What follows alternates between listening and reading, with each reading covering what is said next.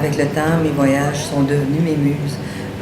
Quand je visite un pays, je cherche toujours l'endroit ou le lieu qui vont m'inspirer.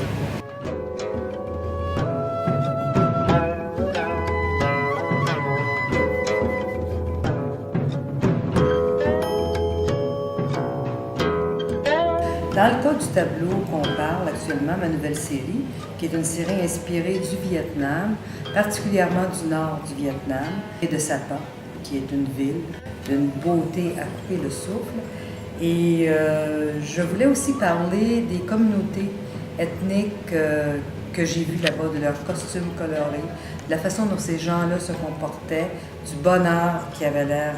c'est des gens qui ont l'air heureux, qui vivent avec peu de moyens, mais qui ont l'air très heureux. Donc, je voulais en parler. Je voulais parler de ces gens-là, je voulais parler des montagnes. Et c'est certain qu'il y avait une intention en commençant mon tableau. J'avais l'intention de parler de ça. J'ai installé mes couleurs. Aussi, évidemment, le Vietnam, c'est un pays vert.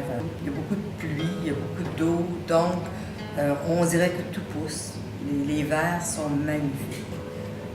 Et c'est ça que je vais traduire dans la série que je commence, parce que c'est vraiment le premier tableau que j'ai fait. Moi, je travaille aussi beaucoup avec du pastel gras. Hein? Alors, je rajoute du pastel gras après.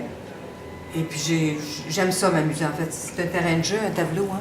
Donc, j'aime ça m'amuser à aller chercher des textures avec mon pastel gras, une fois que ma peinture est installée. Après plusieurs transformations, c'est devenu un tableau. La transformation principale, c'est le centre, le personnage central, qui a changé. C'est devenu une jeune fille de la communauté Hmong.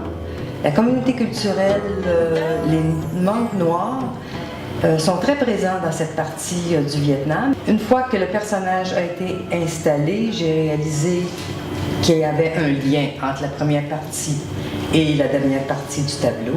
Et c'est vraiment le début d'une nouvelle série. Ce qu'il y a de magique là-dedans, c'est que depuis, j'ai fait 3 autres tableaux, un autre est en chantier, donc la série est bien partie. Je dirais que pour un artiste, c'est un moment béni et un tableau qui fait des petits.